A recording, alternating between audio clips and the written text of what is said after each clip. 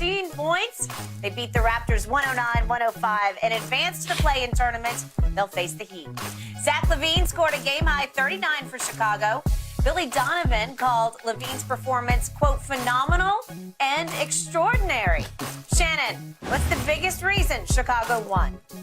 Zach LaVine. I was at that game, Sunday game, when they played the Lakers. I saw him do the exact same thing. The only difference was they had a better seat that was courtside. Dude get hot. He's streaky. He's streaky. Skip, you remember I think it was 2019? Yeah. They was playing Charlotte. They were down like 28 points. Yeah. He goes 13 of 17 from three.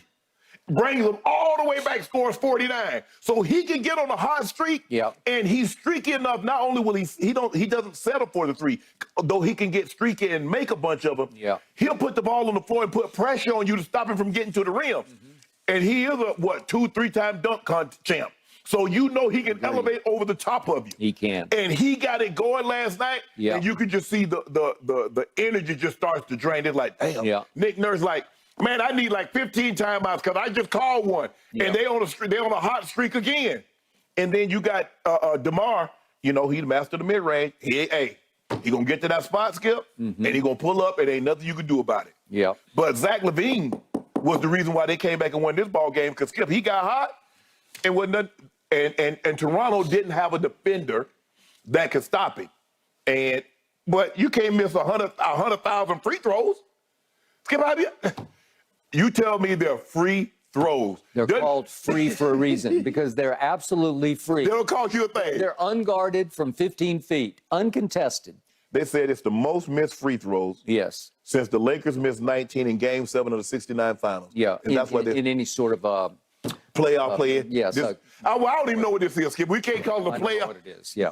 But they missed 19 free throws, and that's the Zach LaVine and then their own ineptness at the free throw line was the reason why they lost this game. Because even if Zach LaVine scores 60, if you make 12 more free throws, he can't hurt you. Well, maybe if he scores 60, but you can't miss 19 free throws, Skip. That's awful.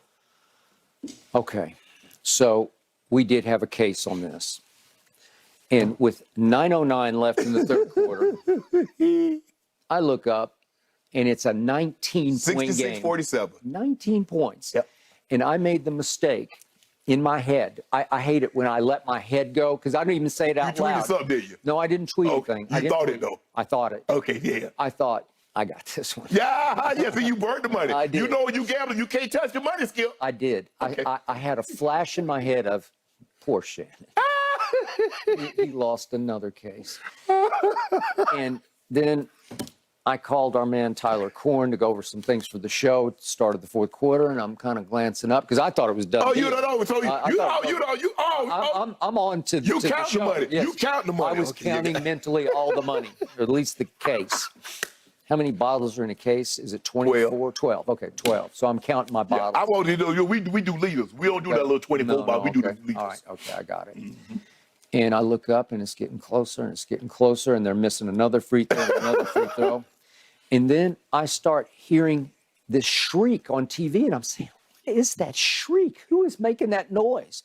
And ESPN finally points out, wait a second, it's DeMar DeRozan's 9-year-old daughter sitting in the maybe third row. Right.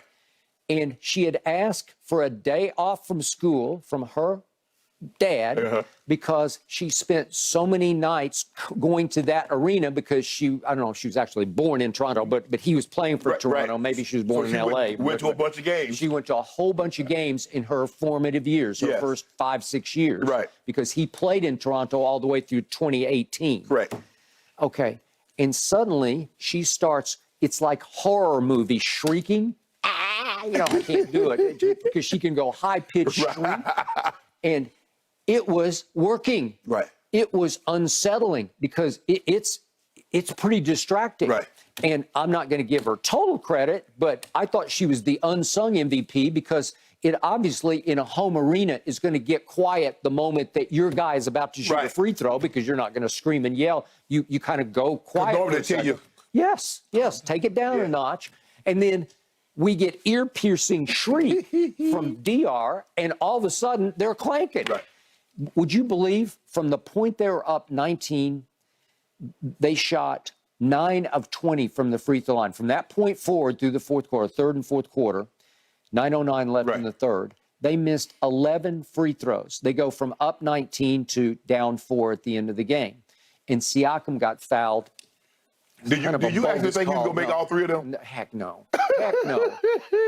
I was actually a little surprised he made the first one, and then he really short-armed the second one. And then he really that was it was a brick. The third one was a brick. So he contributed at the end of the 2. But if I could show you the bricking that started, I'm going to show you the 11 misses from the point I was up 19 to the point you were up 4 and won your case from me. Here we go. Whoops. And here we go.